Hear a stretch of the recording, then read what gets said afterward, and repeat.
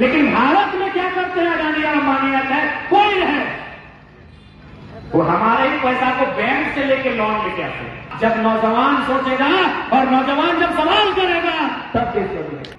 भारत के लगभग 4800 विधायक, भारत के लगभग 790 सांसद अगर प्रतिज्ञा ले ले कि मेरा अपने जिला के बाहर 1 इंच जमीन नहीं होगा, सोचिए आधी समस्या का समाधान ना।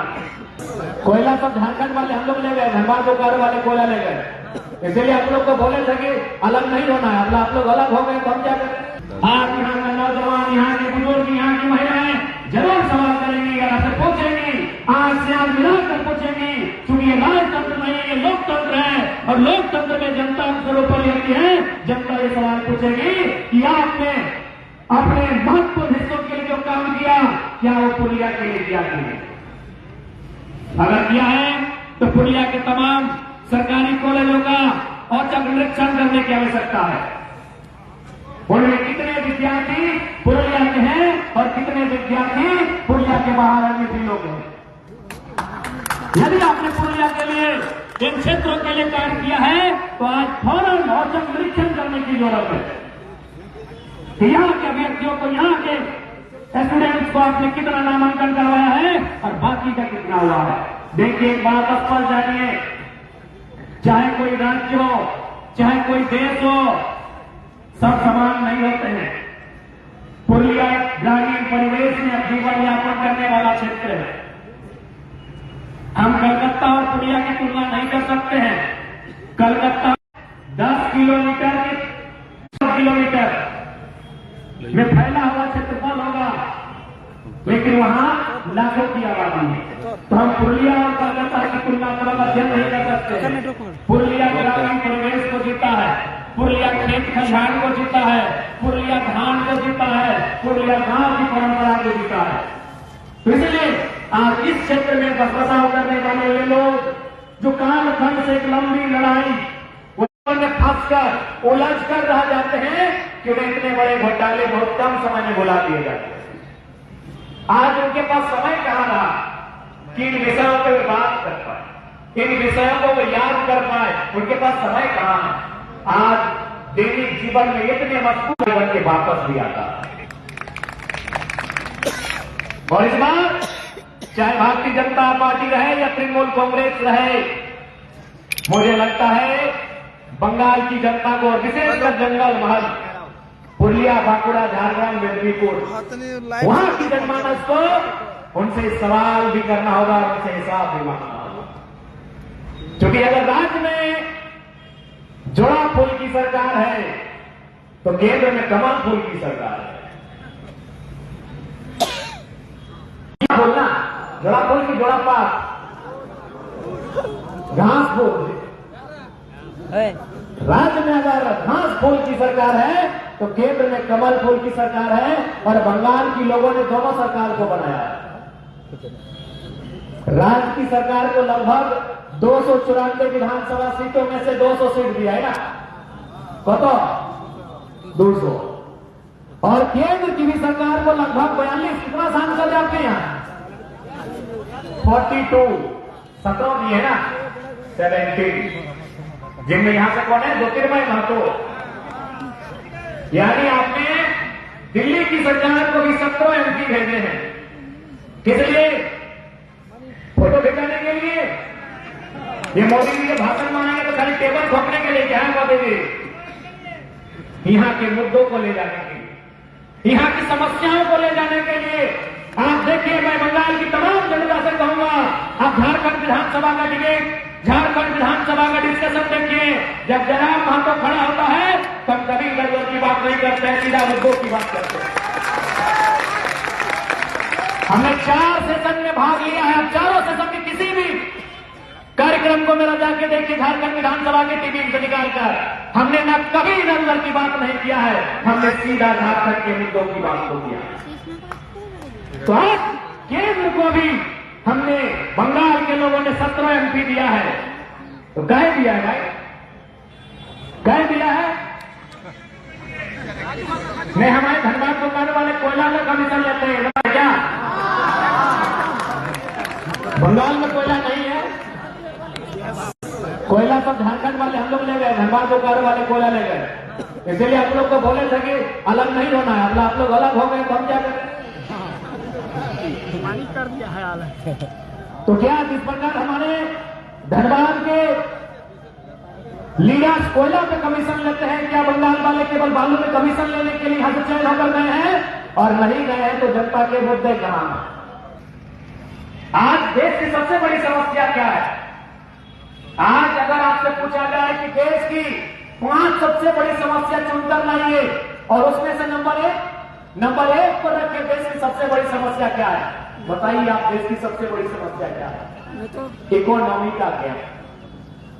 आप जितने लोग बैठे हैं, चाहे दुकानदार भाई हो, चाहे स्टूडियो वाले भैया हो, चाहे हमारे जो भी दुकानदार वाले भैया, टाउन होटल वाले भैया हो, चाहे श्याम ट्रंक हाउस वाले भैया हो, चाहे जयश्री कलेक्शन वाले भैया हो, या जितने लोग आए हैं, जितने लोग सुन रहे हैं, जितने लोग इस देश में जी रहे हैं, साधुओं को छोड़कर, सन्यासियों को छोड़कर, महात्माओं को छोड़कर, सभी लोग इकोनॉमी के लिए जी रहे हैं।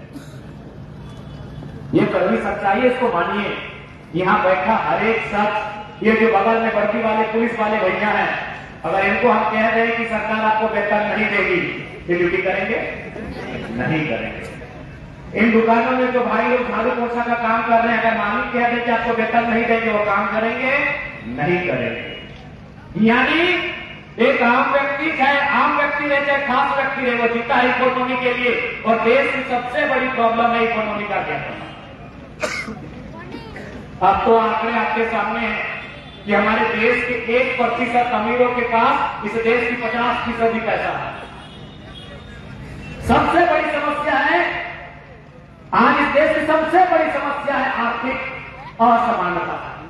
यदि आर्थिक समानता होती तो आधी समस्या ऐसे समाप्त हो जाएगी। वो किनके कारण है? किनके कारण है? राजनेताओं के कारण। किनके कारण है? ब्यूरोक्रेट्स के कारण।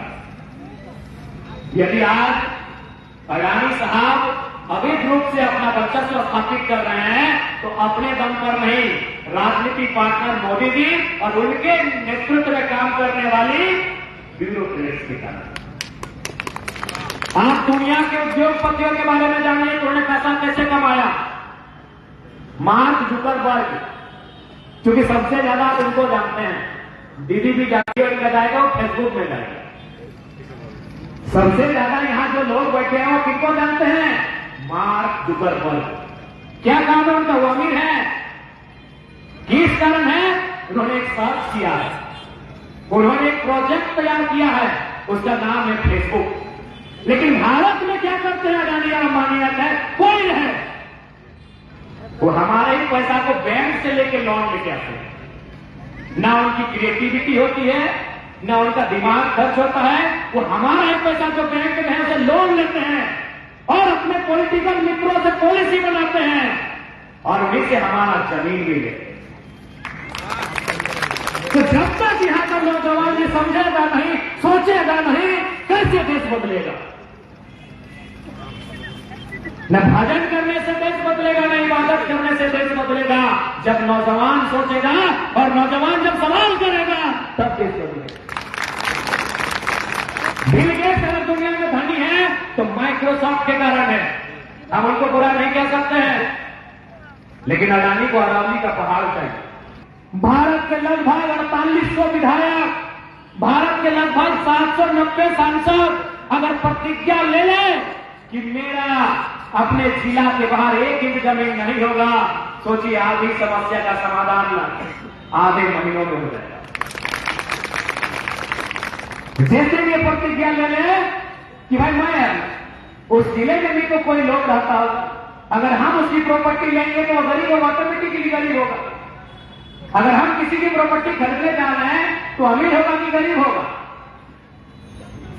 तो ये तो हमारे यहाँ के लीडर्स की लीडरशिप है, जिनमें दूरगामी सोच का घोर अभाव है, जिन लीडर में दूरगामी सोच का घोर अभाव है। इसलिए आज इस राज्य को, इस देश को अगर बदलना है तो युवाओं को राजनीति में आना होगा। एक नौजवान विधायक बन के झारखंड की विधानसभा में आया है, बाकी लोगों की हालत खराब करती है। ये नया नया तरीके से बात को रखता है, ये नए नए तरीके की बात करता है, ये नए नए आइडियाज की बात करता है, इससे सबको खतरा है। इसीलिए कभी हमारे बारे में ये कहानी सुनाएंगे, हमारे बारे में ये कहानी सुनाएंगे, इनको बर्दाश्त नहीं हो रहा। ये इतनी जल्दी राजनीति में आया, 20 साल चप्पल घिसता है तब कोई राजनीति में आता है। और ये हमको भी लगता है ये चमत्कार ही हुआ है कि महज 2 सालों में हम सिंगल अपने दम पर और जनता के विश्वास से झारखंड की राजनीति में आए हैं। अब बंगाल की बारी है, इसलिए युवाओं को इसलिए राजनीति करना होगा। आप राजनीति से भाग नहीं सकते। आप जितना राजनीति से भागोगे ये व्यवस्था उतनी हमसे दूर भागेगी। तो সেই জন্য আজকে যতজন এখানে আপনি আসেছে আপনার কাছে আমি অনুরোধ করতে যাই এবার নতুন পলিটিক্সের দরকার আছে, এবার পলিটিক্যাল চেঞ্জ করবার দরকার আছে, এবার এক নতুন মাইন্ডসেটের দরকার আছে। আপনি রেডি আছে সবাই? আপনি যতজন ট্যাক্সি স্ট্যান্ডে আসেছে সবাই রেডি আছে? আমি এইটা আশা, এইটা অনুরোধ নিয়ে এইখানে আমরা সবাই আসেছে। और हम लोग उम्मीद करते हैं कि इस बार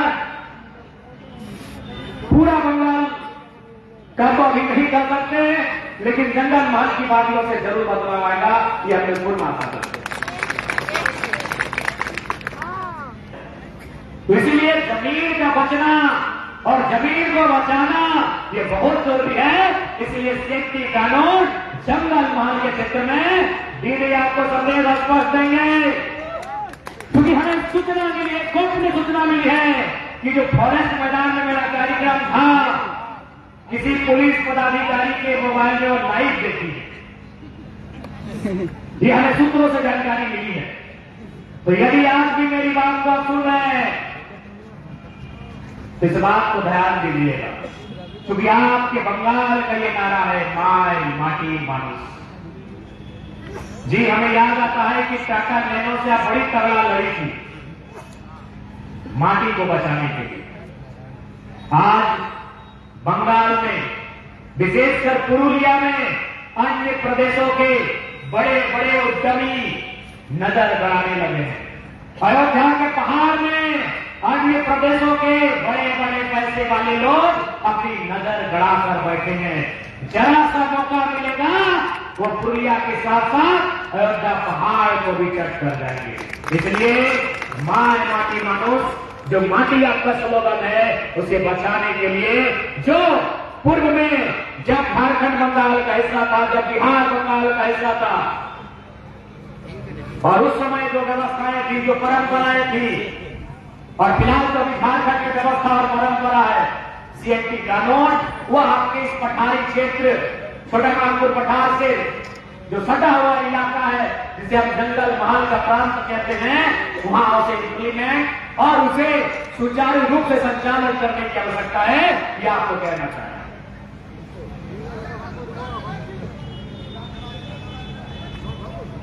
आज जिस उम्मीद के साथ यहां के लोगों ने बारी बारी से दिल्ली में कभी कमल फूल तो कलकत्ता में कभी जोड़ा फूल को चुनने का काम किया है, आज उन फूल वालों की जवाबदेही बनती है कि यहां के लोगों की आंखों में धूल ना होता है।